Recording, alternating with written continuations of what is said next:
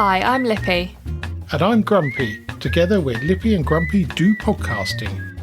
In this episode, a look back on 2022, Lippy's trouser incident, film timelines, Uggs are back, and more grumpy moans.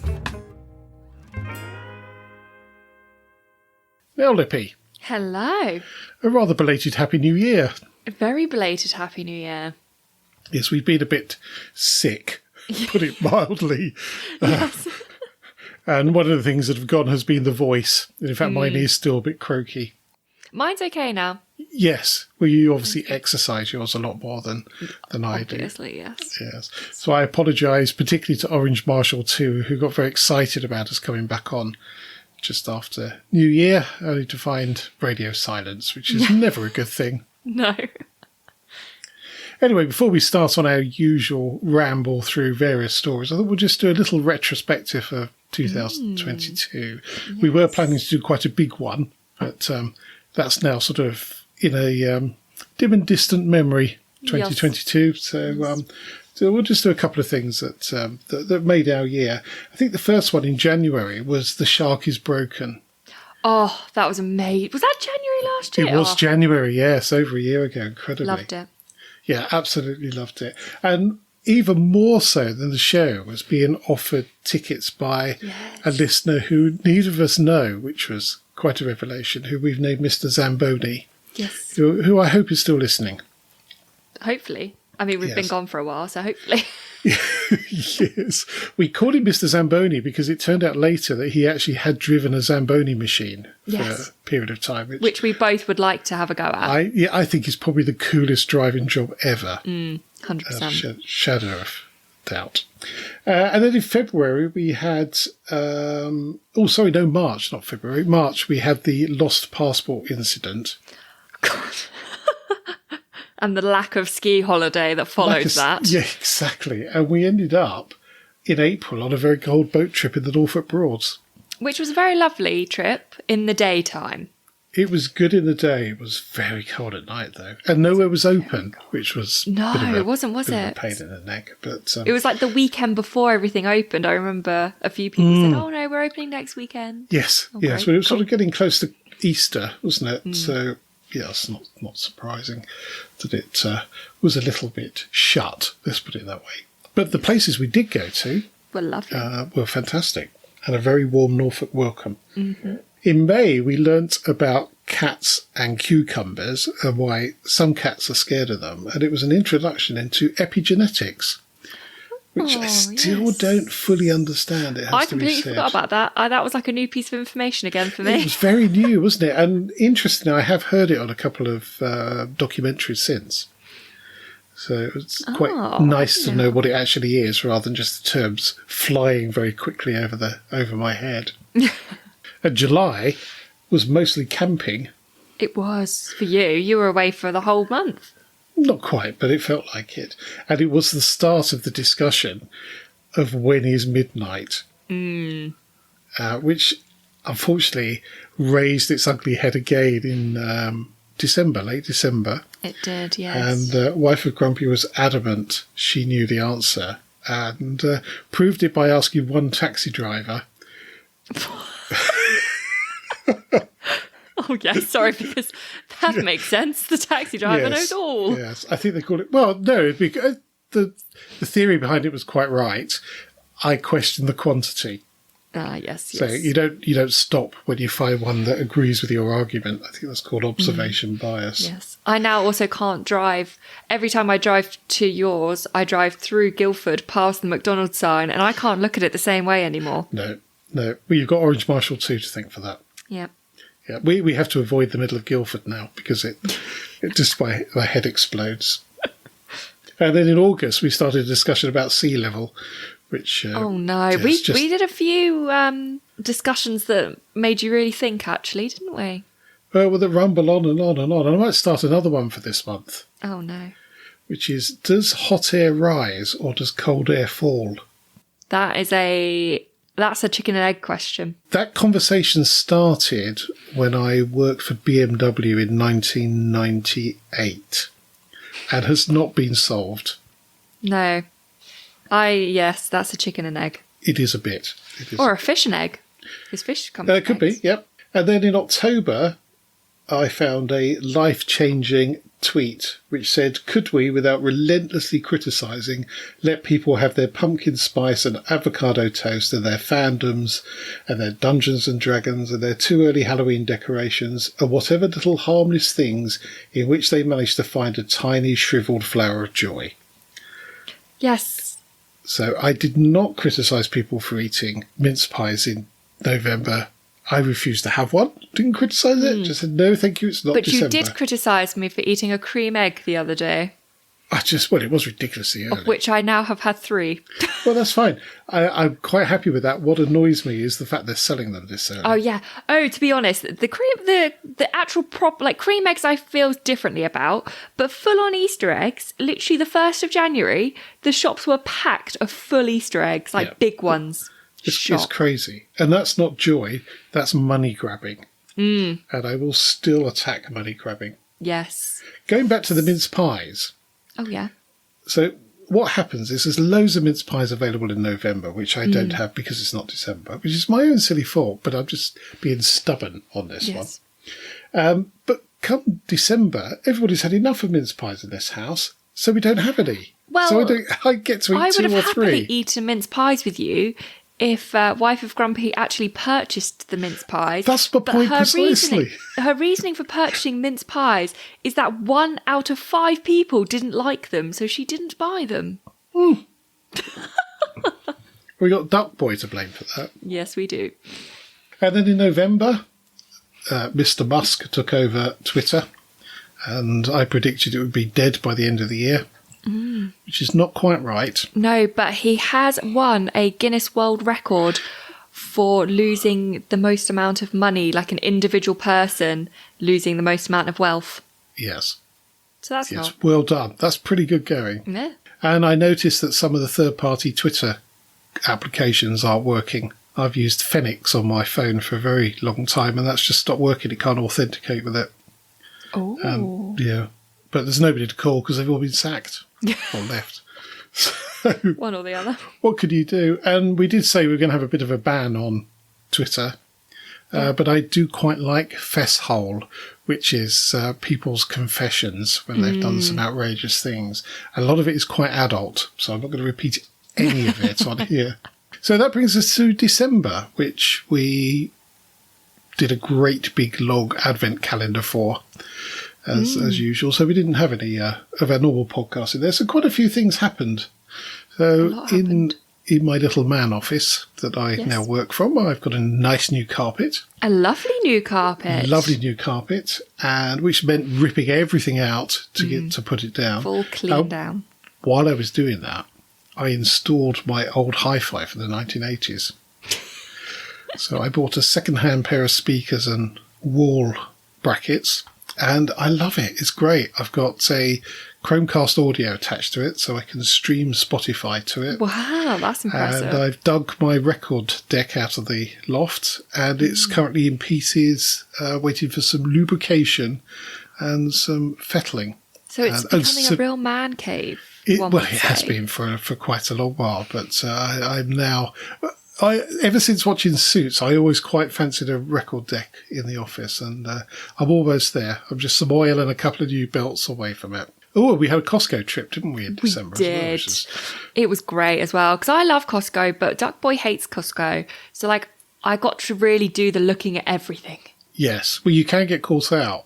I thought I got caught out with some mouthwash, but actually not, because it was a much bigger bottle. Ah. So while it was the same price as the supermarket... You got more. But we did go in for a roll of tin foil and came out with £245 worth of... other things. Of things that are not unnecessary. So there was nothing... Well, with possible exception of the Freddos. Although the law says you have to buy a box of Freddos when you go to Costco. Yes. And red vines for the horse whisperer. Did she eat the whole pot? They're not gone yet. Still some left. Impressive. Freddos went very, very quickly. That doesn't surprise me. So we started the new year, and there was, unfortunately, we went into it, and there was bad news almost straight away. So there's a gentleman called Ken Block, who was an extraordinary driver He did a lot for rallying in America. And he's also did a couple of appearances on Top Gear. He took Matt LeBlanc around London in his Hoonigan. So lots of tyre smoke, lots of fun. A fabulous bloke. Everybody that knows him speaks so highly. And sadly, he died in a snowmobile accident on the 2nd of January. And the day before that, Jeremy Renner, very good actor, has been in lots of things, somehow survived having a snowplow roll on him. I just can't get over the fact he's still around. And these guys were experienced in both of those machines, so they weren't out messing around with no knowledge. So these things do bite. So, and there's been a stream of other people passing as well. So not been a great start to the year. January in all honesty, never is. No.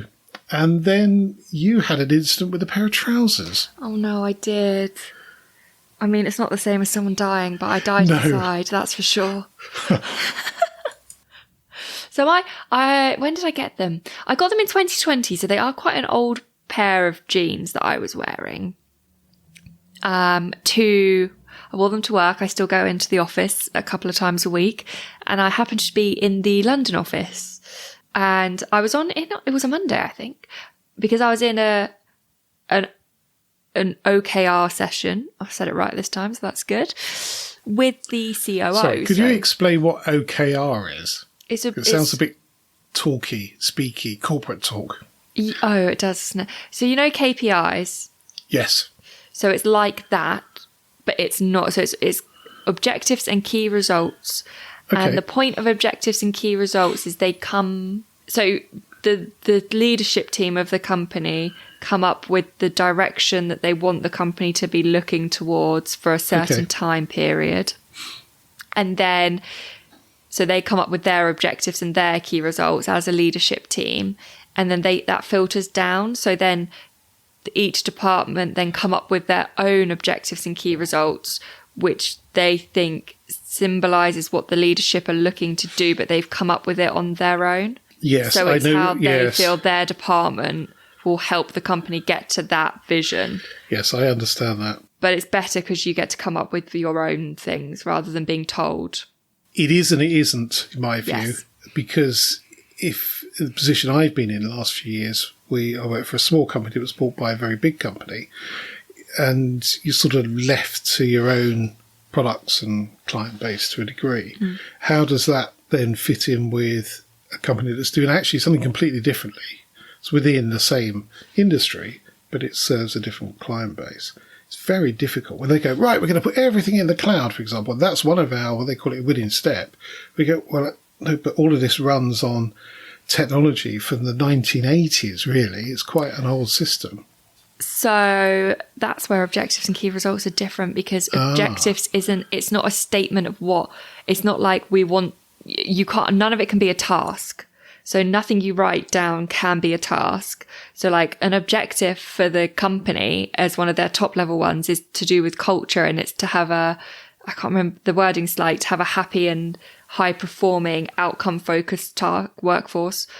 That's the objective, which is a bit like, ooh. Yeah, I'm going to say something now. I'm getting quite bored by this conversation. Let's just skip over it. You asked me what OKRs are. I did, and I'm regretting it. You don't need to know. All you needed to know, the only important point was the COO was in this meeting with me. Okay. And I was running the meeting. Yes. So I'd had that meeting, and then that was in our meeting space. So I went back into the main office. Everyone got up and went for lunch. I was trying to finish something off, so I didn't go for lunch. And I brought lunch with me because I'm on a diet. And then everyone came back, and I was like, right, I'm going to go and get my lunch now at the fridge. So I got up, went to the fridge, got my soup, had to go up to the 6th floor to the microwave, came back down. And as I was in the lift on the way back down, I leant on the railing in the lift, and it was like ice cold. And I was like, why does that feel like it's touching my skin? Oh, no. Thankfully, one, I was the only person in the lift. 2, there is a mirror in the lift. So I turned and looked in the mirror, and the biggest rip, like all the way round my back pocket, was my bum. My bum was just out. And I died. I'm so glad I was on my own, because I laughed, and then I was like panicking. And do you know when you get that really sicky feeling inside? You're like, oh my God, what am I going to do? And thankfully, I was wearing a shirt that had been tucked in. So my bum had been out, and I don't know how long it had been out for either. And I'd just been wandering around the office. And I untucked it, and it was long enough to cover the rip. Thank the Lord. So I went back to the office, ate my lunch, because I was like, I'm just going to eat first. And then our office is opposite Victoria Station, and there's a New Look in Victoria Station. So I went scurrying over to New Look, bought a new pair of jeans, came back in to have the finance team who I work with, who's like part of my department, and we all get on really well, look at me and go, have you changed? And I was like, maybe. And then had to explain the whole story to them for how at some point in the day, my trousers had ripped. Yeah. And I don't know when. I don't know who has seen it. Don't know if anyone had seen it. I'm hoping no one actually had. I would have thought somebody would have mentioned it. You would, but if the COO of a company, like he's male, would he necessarily go, oh, by the way, I think you ripped your trousers? Depends on the individual. I feel like it's that line, isn't it? That it's like, is that a comment that's going to make her think I've been looking at her bum? Yeah, I suppose it depends on how well you know somebody. True, exactly. That's what I thought. And the finance team, if they had seen it, they would have said something, and they promised me they hadn't seen it. Yeah, you would have heard the gossip. Yeah, that's what I thought. I was like, someone would have messaged someone else being like, oh my God, have you seen Laura's trousers ripped? But I died that day. I really did. It was awful. Well, my top tip for that would be to have a little reel of gaffer tape in your bag. Oh, yeah. Gaffer tape and some cable ties. You can fix most things with those two. Yeah, maybe that's not a bad idea. Because I always carry spare tights, because tights are notorious for getting holes in. But there's not a lot you can do if you get a hole in your jeans. Well, a whole wardrobe might be a bit excessive. Exactly. You did a good thing there by popping off to... yeah, because in my head I kind of thought my shirt covers it. I could just go the rest of the day and see what happens. But then getting on the tube and stuff, I didn't really want to do that with a big hole in my jeans. I've always kept a little sewing kit that I liberated from a hotel in my work bag, because you never know. I'm not sure that would have fixed this rip, though, because it was round the pocket, and they're elasticy denim. So I think I don't know. It was awful, though. Safety pins are quite useful as well. Yeah, I think I wouldn't have been as embarrassed if I'd heard them rip and then knew they had ripped. Well, you would have been if you bent over in the meeting and you heard the rip. So actually finding out that way and nobody knowing was possibly the best way. True. And being on my own so I could have my embarrassment on my own. Yeah. So one of my favourite films is a film from 1999 called Office Space, which has Jennifer Aniston in it and some other people who you probably wouldn't recognise. And it's a story about a guy who's a little bit discontent with work. So he goes to see a hypnotist, and the hypnotist Great film. Yeah, it's just trying to calm him down a bit. And unfortunately, the hypnotist dies in the middle of the session. So he then walks around completely hypnotised, acting like he just doesn't care. So he ends up getting promoted at work when the management consultants come in and just think he's full of great ideas. And the story goes on there. But the middle of the story is there's diverting money from accounts. So when it's rounding, basically. So if you're rounding down to the nearest penny, then you might get fractions of a penny left over. Those fractions of a penny are then put into another account and they took it out. So that's the premise of the story. Somebody's actually done this. It was a software engineer at Zuili.com, and he managed to get $260,000 before he was caught. Impressive. Yes, but it does make me wonder how many other people have done it and not been caught.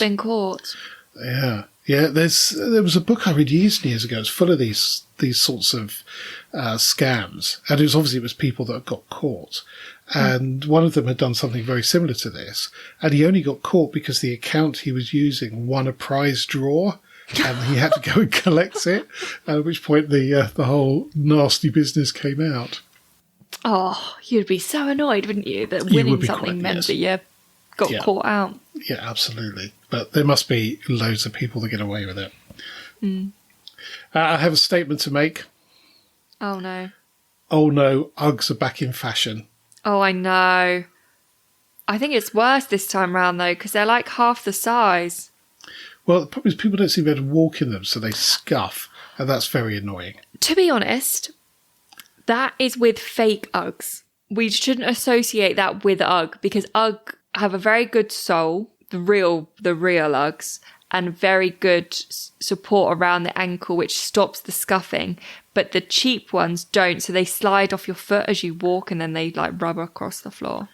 Well, the problem is the emergence back of Uggs as a fashion item means all the cheap ones come along as well. Back. And I have no problem with that, apart from people don't seem to walk in them. So it's just scuff, scuff, scuff, scuff, scuff, scuff, scuff. And the heels wear at an odd angle as well, which is quite annoying. Do you remember people literally used to walk like on the actual sides of the Ugg? Yeah. They like roll in. Well, that's because there's no ankle support. They're as useless as flip-flops in terms of foot support. They really are. Yeah, they're like a booted flip-flop. A booted flip-flop. That's why you need Crocs. Uggs, you need Crocs. No, you don't need those either. Crocs are good because you can put them in sport mode. Have you ever tried a Croc in a sport mode? I've never tried a Croc. Do you know what sports mode Croc is? Does it go faster? You've seen a pair of Crocs. Yes, I have. You know, it's got that like toggle that's normally at the front so you can slide them on, but it's like an ankle bit. Yes. So when you put that down and it's actually going around the back of your ankle, that's sport mode. Yes. Because they don't slip off, because it's there to stop. Right, okay. Good. Moving on. Good bit of knowledge there.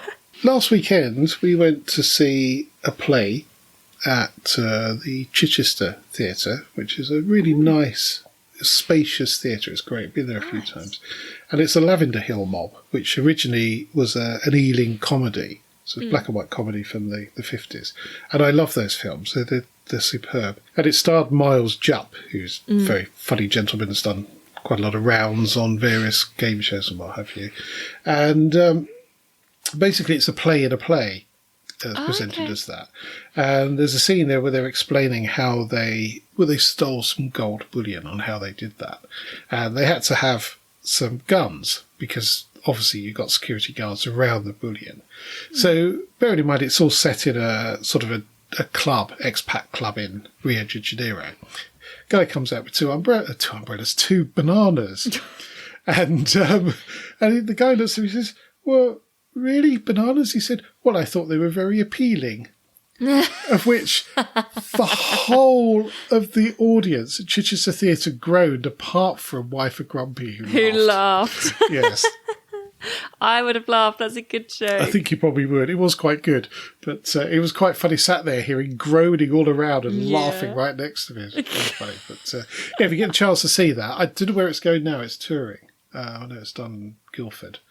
But the seats are quite crushed at Guildford, so we tend not to go there very often. Woking, possibly. Probably Woking. But yeah, superb play. Now, I've got another couple of moans to go on, really. Oh, yeah. We love a... Yeah. Well, that's why your name's Grumpy. Yeah, it is. And this is to do with... It seems to be a trend in films and TV series where you start watching it and you see the thing and then it goes 5 years earlier, and then the rest of the film is the lead up to the thing that you saw at the beginning. Yes. And I find that quite annoying. And it's annoying because it's overused, in my view. It's too many do it now. I'd agree. Because I've just watched the first season of White Lotus. Oh, I've not seen that. You wouldn't like it, I don't think. And it does exactly that. It shows you a clip, and then it's like a week earlier, and you watch the whole thing trying to figure out who's died, because there's a dead body at the start. You're trying to work out which person died. But if it wasn't for that clip, it would be a very boring show. You see, that's the worry, that you grab people's attention at the beginning. And there was another series, what was it called? How to Get Away with Murder, which worked on a similar premise. So you saw something quite key at the beginning, and then the rest of the episode sort of led up to that. Yes. But they all seem to be doing it now. Anyway, there's been a few new releases on Netflix of late, of which have been superb. And one of them is called Kaleidoscope. And they've done this experiment where each person watches it in a different order. Yeah. So if you watch it, I don't quite know how they know, but it gets mixed up. But the very last one is is the heist in it. It's called the White Episode. So everybody sees the White Episode last. But you can choose which order to do it. You can watch any order, yeah. Absolutely. So we watched the first 3, and it got a bit confusing, to be honest, because you're 5 years before, and then you're 2 weeks before, and just jumping around all over the place. And there was a review in The Guardian, and they were saying, we thought it was a really good idea to begin with, but actually the best way to watch it is chronological. Yes. Because you're not jumping around. And having finished it last night, actually having 2 episodes after the heist would have confused the bejesus out of me. Or given a bit too much away. So if you are thinking of watching the Kaleidoscope, the order is violet, green, yellow, orange, blue, white, which is the heist, and then red and pink. Ah, interesting. Yeah, and I'd be interested to hear if somebody's watched it in the order that Netflix has presented it rather than gone off-piste. I've not watched it yet. Okay. So I can watch it in any order. You can watch it in any order, but if you watch it in the Netflix order, white is last. Which order did you watch it in? The Netflix order? No, so we watched green, yellow, orange. I'm not sure what order we saw those, which are all pre the heist. Yeah. Then violet, which is the very first one, and then we did the rest in order. And I'm quite pleased we did, because your brain will be going, hang on, and that. And of course, when you get to my age, if you're watching 2 series which are similar, then you start to go, well, where's so-and-so? Oh no, they're in that one. And it gets... In my opinion, though, TV's you're meant to sit and enjoy it. You're not meant to use your brain. Well, I disagree to a point, but I don't think you need to use your brain to work out what the order of stuff is.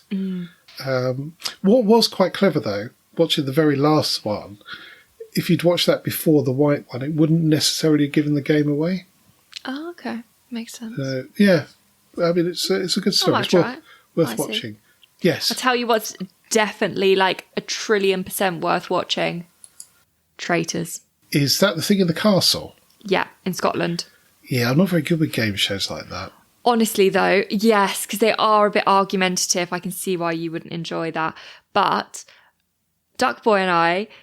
So, wife of Grumpy told us to watch it because she enjoyed it. Yes, we she, the Horse Whisperer, binged it a bit. Yeah, well, you wait for this, right? And then we had a message from Duckboy's friend saying that he said it was really good and he suggested to watch it, and that his mum had watched it in like 3 days, like watched all of it. And so we were like, oh, we haven't got any shows on at the moment, so like let's try it. On Friday night, we started, after I finished work, so we must have started about 6 o'clock, stayed up till 1 a.m. Yeah. Then hadn't made it through. We hadn't finished it yet. And then on the Saturday after we'd done our wedding stuff, we came home, put it back on. So we watched the whole thing in 24 hours. Good heavens. It was that addictive. We just couldn't. And every episode ends with a cliffhanger. So I was like, let's just watch the next 10 minutes of the next episode just to see what happens, and then we'd go to bed, and then we'd watch the 10 minutes, and then we'd be in it again. It was a bad cycle that ended up me staying awake till 1:30, and I do not do that. No. I believe there is an American version that you can watch, and I also saw something, there's a second series about to be released.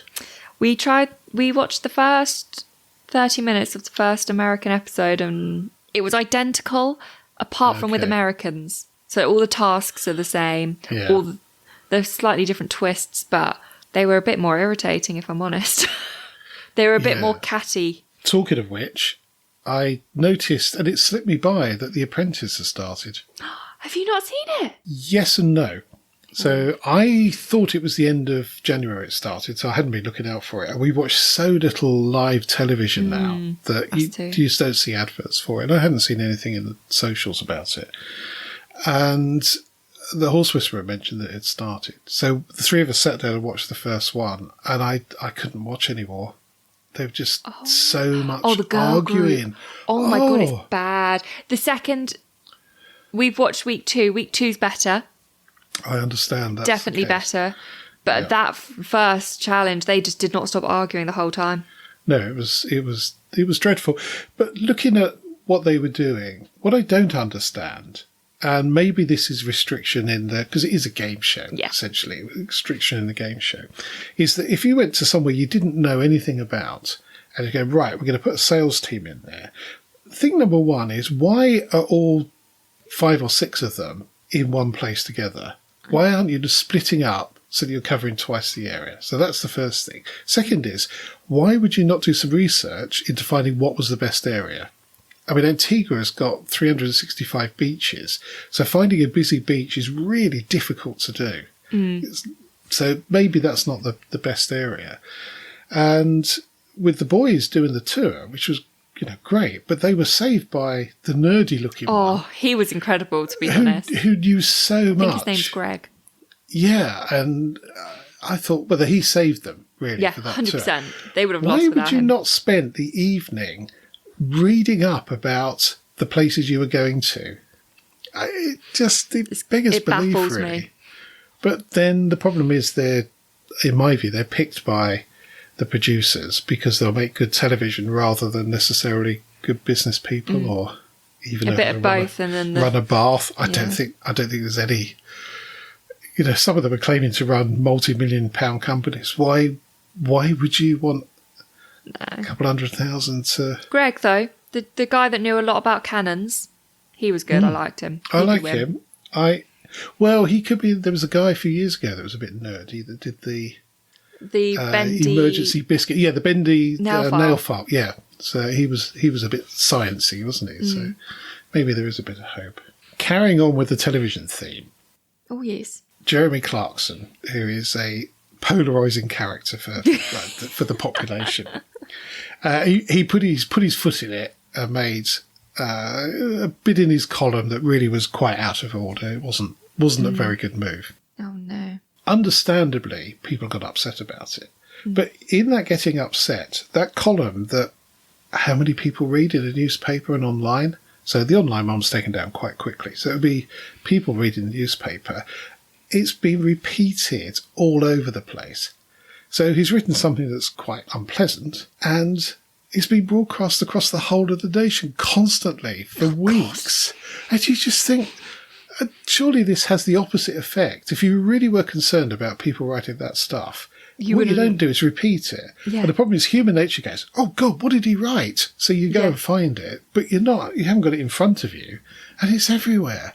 And as he put this week, that he apologised and he said the problem is with the people that kick up this fuss, however you apologise is never enough. Not good enough. And I think he's right in that respect. I don't know why the media don't just leave it. Well, because it sells stories, and it's like it is basically. So you look at the book that Harry produced recently, and the Daily Mail, who clearly don't like him, then spend weeks where half of the online section is full of Harry and Meghan stories or Harry and Will stories. And so whilst they claim not to want to cover it, most of their headlines are from it. And I'd like to add, I'm not normally a Daily Mail reader, but sometimes there are some good nuggets on there. There was an independent bookshop, I don't know if you saw, just on this subject, who displayed Harry's book in the window alongside another bestseller called How to Kill Your Family. I did see that. That was very, very well placed. Which is a very good book, actually, written by Bella Mackey, who's the Radio 1 presenter's wife. I don't know. Greg James's wife. I haven't listened to Radio 1 Pop culture in a very here. long time. And, no, you'll be proud. I listen to Radio 2 now. Yeah, but the problem is all the Radio 2 DJs that I've listened to are now being shuffled off. So Steve so Wright's I've got gone. Scott Mills. Ken He's Bruce is now resigning after 30-odd years. And so whatever's going to happen to Popmaster... I don't normally listen to that bit. When's that on? It's 10:30. Oh, no, I'm working by then. Yeah. I'm not listening to the radio. Good. Well, after such a long period, have you got a top tip for us? I do. I was Excellent. prepared today. Good. Although it did only happen to me yesterday, but I was like, this will be a good top tip. My top tip is a travel tip. Some people know where to go, where they're going. I like to have my sat-nav on the majority of the time. Whenever I travel, really. The only time I don't is driving back to home. So I put on Waze because then it tells me where the traffic is and then I can try and avoid the traffic where possible. However, I've started to learn that I should check the routes and check the time difference before just picking the quickest route. Yeah. Because yesterday I left the house at 7:30. It was extremely icy. The main roads were fine, but the country lanes were not. And that is where Waze took me, through the country lanes, which had puddles. So the bit of road after and before the puddle were just sheet ice. And there was about 4 of us skidding absolutely everywhere. So it's carnage. So my top tip is, don't just go with the quickest route. Check your normal route and see how much far slower that is before deciding to pick the quicker route that isn't quicker because you have to drive at 5 miles an hour. Yeah, so that's very good advice. And I think sometimes it doesn't always take you the quickest route. I think it takes people in different directions because, Google Maps and Waze are very popular sat-nav systems. If it sent everybody the same way, you'd end up with a massive traffic jam. Yes, definitely. But yes, if it's weather like we've had the last couple of days, then stay on the main road. Yes, stay on the main road. Absolutely right. So my fun fact, sort of not entirely fun, but it was for one person. But it's an amazing fact nonetheless. In 1971, a 17-year-old Julianne Kopek was sucked out of an airplane after it was struck by a bolt of lightning. Oh my God. She fell 2 miles to the ground, strapped to her seat, and survived. She then endured 10 days in the Amazon jungle. After 10 days, she found a boat moored near the shelter, found the boat's fuel tank still partly full. So Julianne poured the petrol on her wounds, an action which succeeded in removing the maggots from her arm, and survived. And she was the only one out of 93 passengers. That's mad. That survived it. I mean, I can't imagine a 17-year-old now would have the skill to I don't know, when you get thrown into that situation though. Yeah, but I'm not sure I'd throw petrol on a wound. That would sting like mad. Yeah, well, it's just, I guess you don't want to put it in the river or in water because no, absolutely not. Bugs in there. No. Crazy. Yeah. Impressive. Incredible. Yeah. My question though, did she use the boat to find other people? Or did she use the petrol in the boat to clean her wounds and then stay stuck? I assume she then potted off somewhere on the river. But if there was a boat there must have been some people nearby. So if you just sat in the boat and waited for somebody to come back, it doesn't explain what happened afterwards. I want to know more. Oh, I will endeavour to find out more for next time. Now, talking of next time, you're quite busy because you've got some sort of event in April. I've got some sort of event in 3 months and 3 days. 3 months and 3 days. So you're quite busy with that, and I'm quite busy with some other stuff, including trying to put 122 parts of my record deck back together in the correct sequence. So we're carrying on with Lippy and Grumpy, but we're going to do it every fortnight for a while, probably until after your wedding in April. Yes. Well, when I get back from my lovely 2-week honeymoon. But whilst you're back from honeymoon. So we are going on a 2-weekly cycle. Bi-weekly. Yeah, I get confused with that, though. Is that every 2 weeks or twice a week? It's every other week. Oh. Yeah, because biplane's got 2 wings. That's interesting, because I just set a reminder up as bi-weekly. Yeah, you see, I think I've set it up wrong. It's the midnight thing all over again. Oh, no. Yeah. Every other week. So we won't be arriving on a 2-winged plane. We will be here fortnightly. 2 weeks' time, all being well. And this weekend, we're demolishing your bathroom. Ooh, yes. So I've got lots of new safety gear to wear. That's it for this podcast. Thank you so much for listening. You can help spread Lippy and Grumpy's view on life by leaving a review on your favourite podcast platform. If you're not sure how to leave a review, or if you download from Spotify, there's some help at lippyandgrumpy.uk/review. And if you would like to get in touch, email podcast@lippyandgrumpy.uk. So it's goodbye from me. And goodbye from him. Goodbye. Bye.